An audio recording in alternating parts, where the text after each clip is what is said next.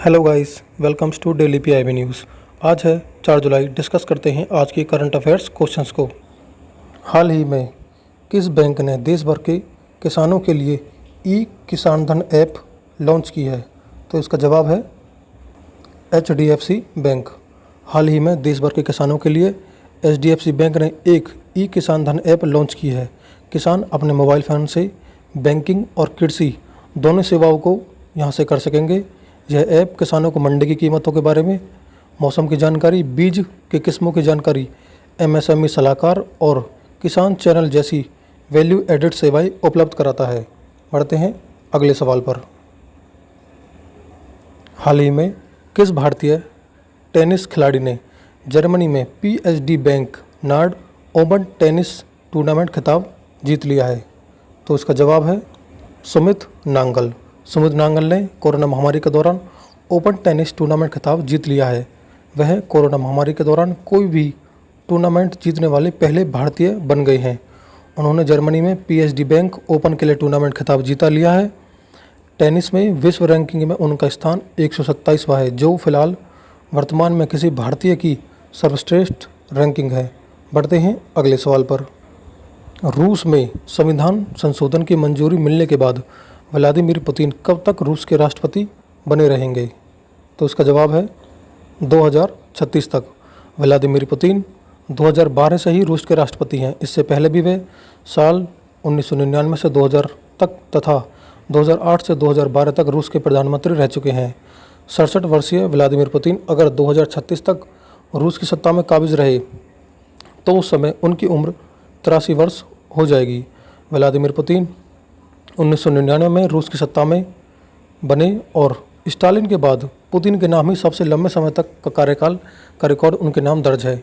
आपको बता दें इनका जन्म 7 अक्टूबर 1957 को हुआ। पढ़ते हैं अगले सवाल पर। विमानन कंपनी इंडिगो ने हाल ही में कहा है कि वह साल 2020 के अंत तक डॉक्टरों और नर्सों को हवाई किराए में कितने प्रतिशत तक की छूट देगा? तो इसका जवाब है 25%। इंडिगो ने हाल ही में कहा है कि वह साल 2020 के अंत तक डॉक्टरों और नर्सों को हवाई किराए में 25% तक की छूट देगा। इंडिगो ने कहा कि डॉक्टर और नर्स कोरोना महामारी के दौरान अग्रिम मोर्चे पर लड़ाई लड़ रहे हैं। यह योजना 1 जुलाई 2020 से 31 दिसंबर 2020 तक रहेगी। इस योजना को इंडिगो ने टफ कुकी नाम दिया है। बढ़ते हैं अगले सवाल पर। रक्षा अधिग्रहण परिषद DAC डिफेंस अथॉरिटी कमीशन ने हाल ही में रूस से कितने नए लड़ाकू विमान प्राप्त करने के प्रस्ताव को मंजूरी प्रदान की है? तो इसका जवाब है 33। केंद्र सरकार ने लड़ाकू जेट विमान खरीदने के लिए कई रक्षा उपकरण खरीदने की योजना बनाई है। इस रक्षा खरीद पर कुल मिलाकर 38,900 करोड़ रुपये का खर्चा आ सकता है। रक्षा अधिग्रहण परिषद DAC की इस योजना में 21 MiG-29 तथा 12 सुखोई Su-30 MKI लड़ाकू विमान खरीदने के प्रस्ताव को मंजूरी प्रदान की गई है। इसके साथ ही 59 MiG-29 लड़ाकू विमानों के अपग्रेडेशन को भी मंजूरी दे दी है।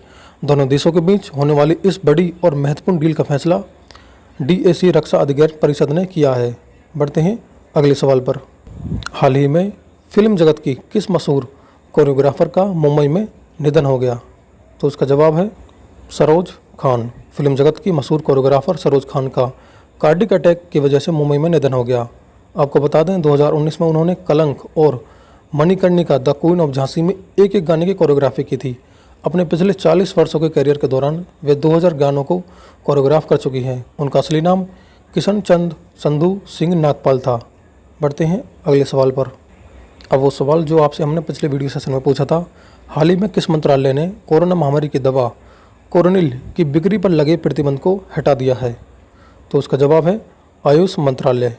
केंद्रीय आयुष मंत्रालय ने कहा है कि पतंजलि कोरोनिल दवा को केवल शरीर की प्रतिरोधक क्षमता बढ़ाने वाले के लिए कहकर बेच सकता है। पतंजलि आयुर्वेद के द्वारा बताया गया कि कोरोनिल दवा पर अब आयुष मंत्रालय के द्वारा कोई प्रतिबंध नहीं है।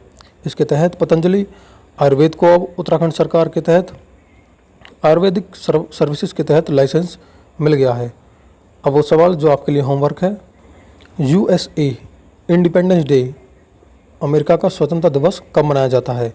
आप अपने जवाब हमें कमेंट बॉक्स में दे सकते हैं और किसी भी तरीके की अपडेट के लिए बने रहिए हमारे चैनल डेली PIB न्यूज़ के साथ।